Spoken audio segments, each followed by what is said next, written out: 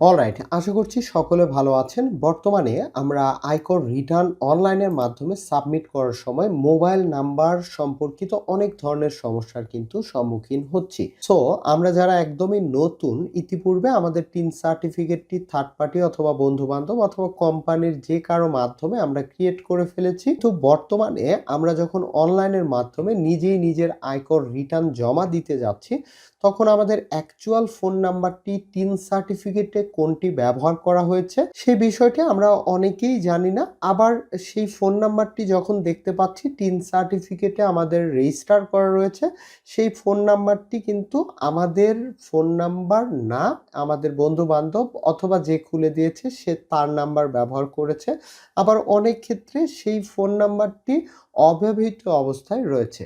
So আজকের এই ভিডিওতে আমি আপনাদেরকে সম্পূর্ণভাবে দেখাবো যে কিভাবে আপনি আপনার টিন সার্টিফিকেটের ফোন নাম্বারটি দেখতে পাবেন, অর্থাৎ আপনার কোন ফোন নাম্বারটি দিয়ে টিন সার্টিফিকেট ক্রিয়েট করা হয়েছে এবং সেই ফোন নাম্বারটি যদি অব্যবহৃত অথবা আপনার নিজের না হয় তাহলে সেই ফোন নাম্বারটি কিভাবে চেঞ্জ করবেন। অলরাইট, শুরুতেই আপনি আপনার টিন সার্টিফিকেটের প্রোফাইলে লগ ইন করে নেবেন। সো টিন সার্টিফিকেট যাদের রয়েছে তারা এই যে গুগলে এসে etaxnbr.gov.bd তে চলে আসবেন। দেন এরপর এখান থেকে এই যে ই-টিন অপশন রয়েছে এখানে জাস্ট ক্লিক করে দিবেন। ক্লিক করে দেওয়ার পর আমার যেহেতু অলরেডি সাইন ইন করা, আপনারা জাস্ট আপনাদের ইউজার আইডি এবং পাসওয়ার্ড দিয়ে সাইন ইন করে নেবেন। সো সাইন ইন করে নেওয়ার পর আপনাদের সামনে এরকম ইন্টারফেস চলে আসবে। সো প্রথমে আপনার টিন সার্টিফিকেটটি আপনার নামে কিনা আপনি দেখার জন্য এখান থেকে যে ভিউ টিন সার্টিফিকেট জাস্ট এখানে ক্লিক করে দিবেন। ক্লিক করে দিলে আপনার নামে এটি টিন সার্টিফিকেট কিনা আপনি ফুল আপনার অনলাইন কপি টিন সার্টিফিকেটটি আপনারা কিন্তু দেখতে পাবেন। আপনার টিন সার্টিফিকেটটি আপনার নামে হলে আপনি যে কাজটি করবেন, ফোন নাম্বারটি দেখার জন্য জাস্ট এই যে মেনু অপশনে চলে আসবেন। এখান থেকে আপনারা চেঞ্জ স্ট্যাটাস এখানে আপনারা ক্লিক করে দিবেন। ক্লিক করে দিলে আপনার টিন নাম্বারটি এখানে দেখাবে। সো আপনার সামনে এই ধরনের ইন্টারফেস আসবে। এখান থেকে আপনি সার্চ অপশনে ক্লিক করে দিবেন।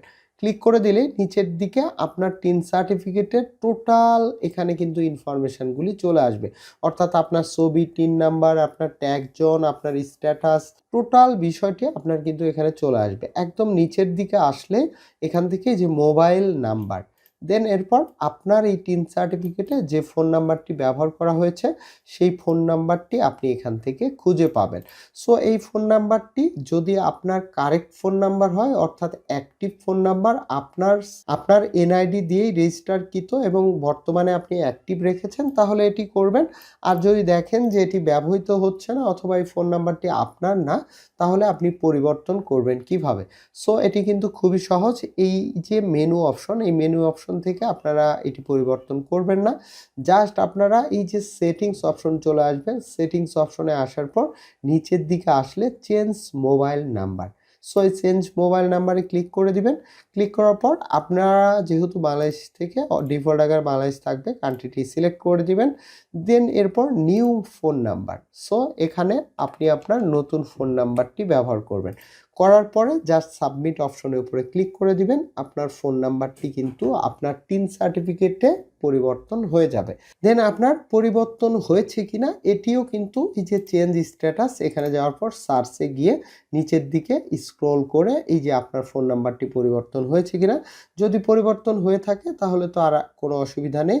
জাস্ট আপনি এই অ্যাক্টিভ আপনার নিজের এনআইডি দিয়ে রেজিস্টারকৃত ফোন নাম্বার দিয়ে আপনি আপনার ই রিটার্ন পোর্টালে লগ ইন করতে পারবেন, পাসওয়ার্ড চেঞ্জ করতে পারবেন, রেজিস্ট্রেশন করতে পারবেন, সব ধরনের কার্যক্রম আপনারা পরিচালনা করতে পারবেন।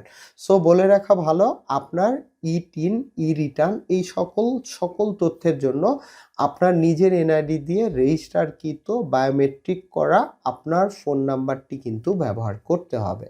তো ধন্যবাদ সবাইকে। ই রিটার্ন এবং টিন সার্টিফিকেট সম্পর্কিত ভিডিও পেতে অবশ্যই আমাদের সঙ্গে যুক্ত থাকবেন।